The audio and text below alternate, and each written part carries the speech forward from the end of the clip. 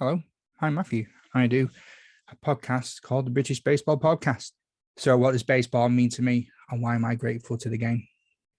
So, baseball had kind of been in my life in the background for as long as I can remember. But the older I got, the more it became more of a hum in the background.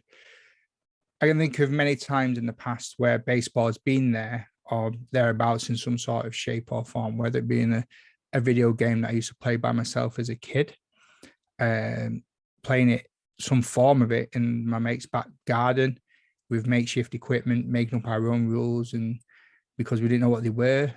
Um, Something that was enjoyed with friends. It was a desired present in the form of a glove, a different sport to be watched on TV on a new channel called Channel 5. But that was all it was until the summer of 2019. So a few years earlier, I'd become a dad, and I was also suffering with the aftermath of a life-changing head injury where I had headaches, fatigue, sleep issues, deficits in attention and concentration, depression and anxiety, not wanting to get out of bed in the morning, but having to do so, lacking in initiative, motivation. My short-term memory is still affected to this day, struggling with getting words out, information processing. I've had to change how I think, how I learn, and how I remember things.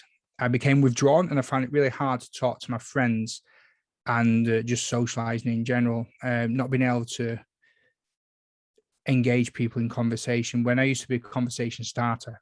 But now I was just someone that stood on the outside and just drifted through an evening and trying hard to avoid people and not being able to look them in the eyes. And to add to all this, I had a personality change. My partner said that she fell in love with an awesome person, but then she had to fall in love with another awesome person. So luckily, I appear to have remained awesome, but I was lost. I couldn't really do things that I enjoyed more, like cooking. I couldn't do the sports I love, like ice hockey or boxing. My writing, I was trying to write kids' books, trying being the big word there. But then my writing became non-existent. I'd lost my career. And I also lost my sense of taste and smell, which has gotten a little bit better over time. But overall, I was just frustrated and I didn't have much sense of worth. Then along came the 2019 Mlb London Series. And after catching the advert for it on the BBC, I really had no idea that the game was taking part. So I Googled the ticket prices, and that's where I stumbled across Manchester Baseball Club on their social media and saw they were having like an open day sort of event and that they're going to be watching the game at their clubhouse.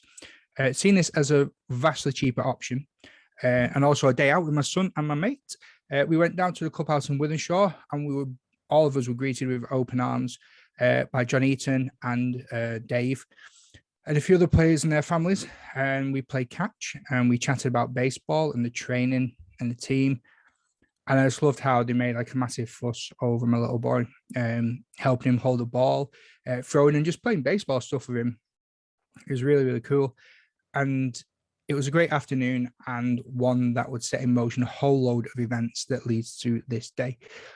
Although I wasn't able to attend the evening sessions for that season, me and Little went to Wythenshawe Park on Sunday as often as possible to cheer on the Manchester A's or the Bees, depending on who was playing at home. Staying true to my word, I attended the indoor December training sessions, trying and failing to befriend J-Rod, who was there. I put as much as I could into that day, and I had the best time. I couldn't believe how much fun it was. I was overjoyed, and I started to feel a bit different. It was a struggle as there was so much to learn and to do and to get right. But I found myself trying, just talking to people. I was outside in fresh air.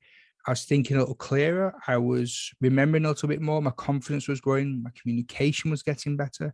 My hand-eye coordination was on the up. And my overall well-being was increasing after each session to the point where it had become an addiction. It was the people at Manchester Baseball Club that made me want to do a podcast. It was the pandemic that made the content of the show change and grow to what you hear today. And it's the love and support of my family that's made me get to episode 100, especially Jocelyn. Or this would have just been a 3-episode show and it probably would have been done. She's had my back every step of the way. So with that long-winded intro out of the way, why am I grateful to baseball and what does it mean to me? And since falling in love with the sport, in the morning now, it's something I look forward to, watching the MLB highlights with my little boy over breakfast. We play catch. He uses my tee and we play what his version of a baseball game is, where he pretends to be a baseball player and someone's needed to play in the game and he gets called in from the crowd. And it's a lot of fun for him and I love it. It's one of my favorite games to play with him. My relationship with my better half feels like it's back on track. And even though I can be difficult, we're getting there and it's getting better every day. I'm not saying that these improvements wouldn't have happened without baseball, but it's a happy coincidence that everything seemed to be getting better since I picked up a bat and a glove. My desire to learn more about the games fueled my passion for wanting to learn and grow again. It's made me start a podcast. It's given me a chance to interact and connect with all of you, a massive and engaging community of passionate people from all different backgrounds, all different walks of life, with all one thing in common, a love for baseball. From the very top of the national teams, the clubs, the seasoned pros, the Hall of Famers, and the rookies, and all the other amazing people in between. I found that when I thought my social group was going to decline, it's just exploded and grown massively. My first visit to Farnham Park in 2020 for the BBF Open tournament, people coming over to me and talking and sharing their stories and experiences. It was just incredible and totally unexpected. I was very overwhelmed by it. Baseball has made me comfortable in being open and honest about life too. And not only am I able to pick up my phone and reach out and ask for baseball advice for issues, but I've been able to ask live questions and parental advice and much more from people that I've met for a couple of hours, spoken to for a while on an interview, and I feel really connected. And again, another reason to be really, really grateful. Baseball has helped me open up about my struggles, letting guests know my limitations at the start, and having to write things down. Like whenever I used to do an interview and a guest was on with me, I'd write every answer down so I could refer back to stuff later on. That's getting better. Being ashamed of it as well. It was really hard to sort of open up because I was worried that people would think I was really weird, but it was embraced. And if anything, it was a massive weight off my shoulders and something that, people really open to and gave me more confidence and advice. I don't feel like I'm hiding anything anymore, and I feel like I'm me. Baseball is the friend at the house party that introduced me as a new person to the rest of the room. Baseball is memories. It's what was, it's what is now. It's what I'm overcoming. Baseball is not winning a game all season and not caring, as it's just part of being a great team. It's good for the soul. It's not quitting when you're 17 runs down and somehow you manage to tie the game in the penultimate inning. Baseball is teaching me not to give up. It's there. There's always a chance. There's a runner on third just waiting to come home. Baseball's appreciating all the small victories. Baseball's to swing hard at everything. It isn't over until it's over. And this is why I love baseball and why I keep doing what I do.